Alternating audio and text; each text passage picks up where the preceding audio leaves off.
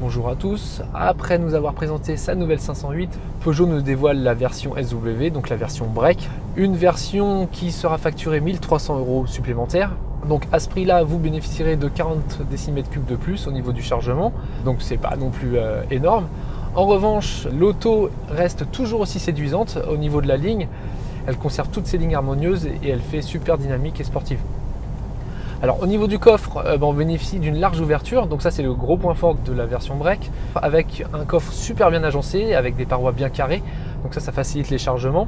En revanche, le volume lui reste vraiment dans la basse moyenne de la catégorie, donc il est un peu plus élevé qu'une Audi A4, mais bien inférieur à une Volkswagen Passat ou à une Renault Talisman, qui sont vraiment les deux plus logeables du segment. En revanche, à l'arrière, pour les places arrière, c'est comme dans la berline, hein. Les plus grands devront se contorsionner un petit peu pour passer cette petite chute de toit. Mais une fois installé à bord, c'est vrai que la garde au toit et tout reste tout à fait raisonnable.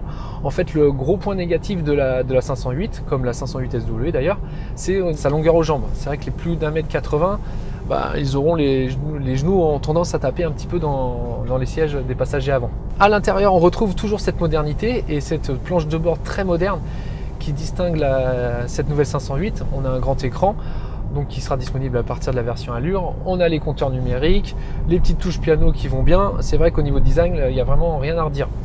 Alors côté motorisation, sachez qu'il y aura deux moteurs essence au catalogue, le 180 et le 225 chevaux, et trois motorisations diesel. Donc le Blue HDI 130 que nous essayons, la version 160 chevaux et la version 180 chevaux.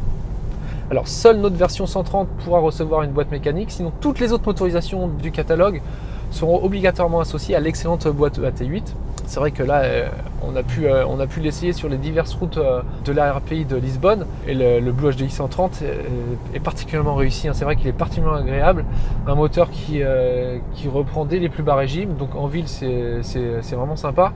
Et sur autoroute, il fait preuve d'une belle sobriété, puisqu'à aucun moment on a dépassé les 6,5 litres de moyenne, donc en mixant un peu tous les parcours.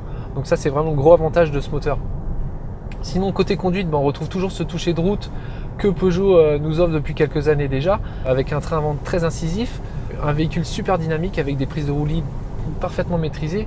Et bonne nouvelle, l'auto reste très confortable. Donc ça, c'est vraiment le gros plus de la 508.